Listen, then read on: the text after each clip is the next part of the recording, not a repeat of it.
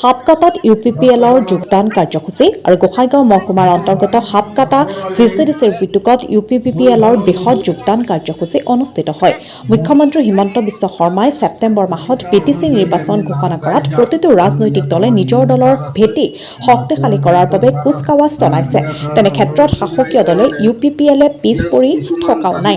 UPPLে নিজৰ দলৰ ভেটি শক্তিশালী কৰাৰ বাবে গাঁৱে গাঁৱে সৰু সৰু যোগদান কাৰ্যসূচীও চলাইছে। এইবেলি আজি BTRৰ কাৰ্যবাহী সদস্য ইউলচন হাছদাৰৰ নেতৃত্বত হাপকাটা VCDCৰ ভিতুকত আবেলি 5 বজাত প্ৰায় 200ৰো অধিক লোকে যোগদান কৰে। কোকৰাঝাৰ জিলাৰ গোসাইগাঁৱৰ পৰা আজিজুল হকৰ ৰিপৰ্ট, নিভাজ অসম লাইভ। বিশেষকৈ তথা যুৱ মঞ্চৰ ব্লক যুৱ মঞ্চৰ কৰ্মীবৃন্দসকল মানে আগ্ৰহ প্ৰকাশ কৰিছে, সন্মতি দিছে। ব্লকৰ জৰিয়তে নমস্কাৰ জনাইছোঁ।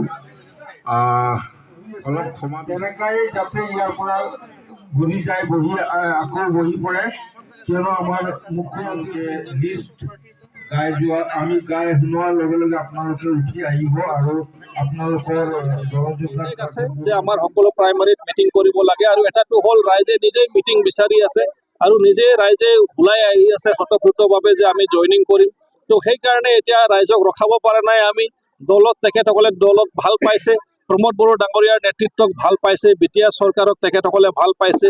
BTR চৰকাৰ আৰু দল হিচাপে যি সকলো জাতি জনগোষ্ঠীক সন্মান জনাই আছে, বিভিন্ন ধৰ্মাৱলম্বীৰ মানুহক যি সন্মান জনাই আছে, তেখেতসকলৰ অধিকাৰটো মানে সাব্যস্ত কৰিবলৈ যি এটা পদক্ষেপ গ্ৰহণ কৰিছে ভিজন ডকুমেণ্টৰ জৰিয়তে, বিভিন্ন জাতি জনগোষ্ঠীৰ মানুহৰ দল সংগঠনৰ লগত লগ কৰি তেখেতসকলৰ নেতৃবৰ্গসকলৰ লগত কথা পাতি তো সকলোৱে এইটো এতিয়া ভাল পাই আছে। আৰু সেইকাৰণে এতিয়া UPPL দল পুৰা পপুলাৰ হৈ গৈছে আৰু সকলোৱে দলত যোগদান মানে কৰিবলৈ যত্ন কৰি আছে বা তেখেতসকলে ইচ্ছা প্ৰকাশ কৰি আছে। তো এই কাৰ্যসূচীটো চলি থাকিব।